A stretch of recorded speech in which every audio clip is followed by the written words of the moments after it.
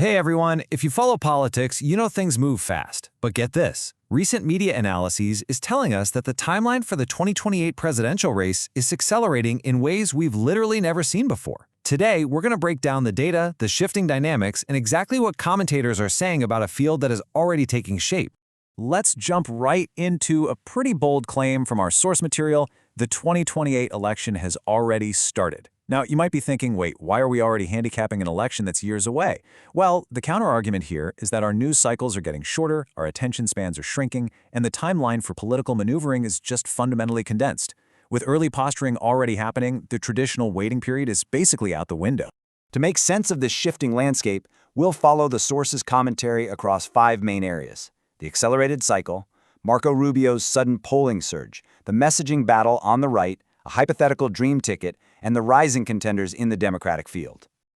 All right, kicking things off with Section 1, the accelerated election cycle and shrinking timelines. So why exactly are these timelines shrinking so drastically? The source highlights a timeline that might actually surprise you. With the midterms coming up fast, literally less than 6 months away, major political figures are not just waiting in the wings anymore. We're already seeing these early soft announcements and highly strategic visits to crucial primary states like Iowa and South Carolina. The commentary specifically points to Democrats like Kamala Harris and Gavin Newsom and Republicans like Ron DeSantis who are already positioning themselves. The big takeaway here? 4 years flies by, and in modern politics, if you aren't making moves right now, you're already behind. And all of this early maneuvering brings us right to Section 2, Rubio's sudden polling surge and a shifting GOP landscape. Recent polling data is completely reshaping the presumed field of frontrunners. According to the analysis, Marco Rubio, who barely even registered in these metrics just a couple of months ago, has absolutely skyrocketed. He's now a clear favorite in general election matchups. On the flip side, candidates like J.D. Vance and Gavin Newsom have actually seen their numbers come back down to earth in these specific head-to-head metrics. So what exactly is driving this sudden shift for Rubio? Commentators point to a major catalyst, his recent soft-launch presidential ad. It's essentially a hype video, but get this, it has racked up a staggering 5 million views. The source points out that seeing this level of organic reach for a simple political clip is highly unusual, which tells us a very specific nerve has been struck with voters. Beyond the massive engagement, we're talking 14,000 reposts and 80,000 likes. It's really the content that's hitting home. The source breaks down Rubio's messaging as classic, highly optimistic political framing. It focuses on America as a place to overcome challenges, highlighting this story of perpetual and continuous improvement. He places a huge emphasis on not being limited by the circumstances of your birth, your ethnicity, or your skin color. It's a very hopeful narrative, and it's clearly resonating right now.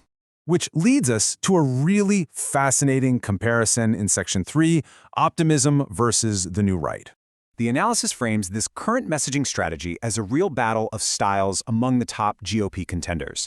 On one hand, you have Rubio, who the commentator notes is projecting genuinely good vibes, a very hopeful, optimistic message of American achievement. On the other hand, the source critiques J.D. Vance's current public persona as coming across as angry, leaning heavily on new right talking points and memes.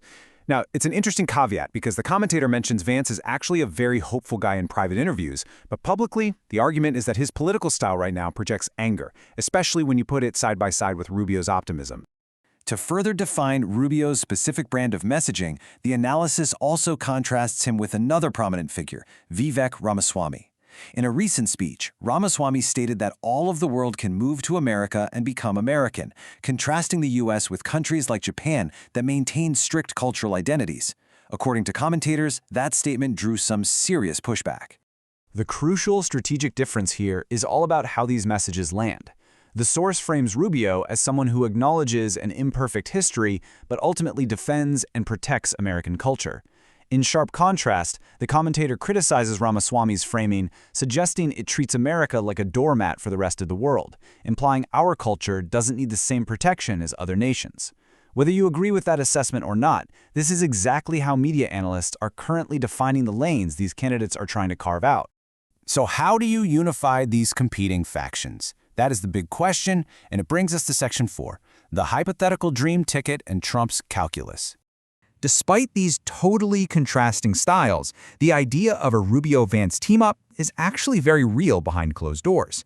In fact, J.D. Vance himself recently confirmed in an interview that Donald Trump first raised the idea of a joint ticket during a private lunch roughly 6 months ago. The source dives into the fascinating dynamics of this potential ticket, which is heavily conceptualized by Donald Trump. Interestingly enough, there's a deep mutual respect between the two men.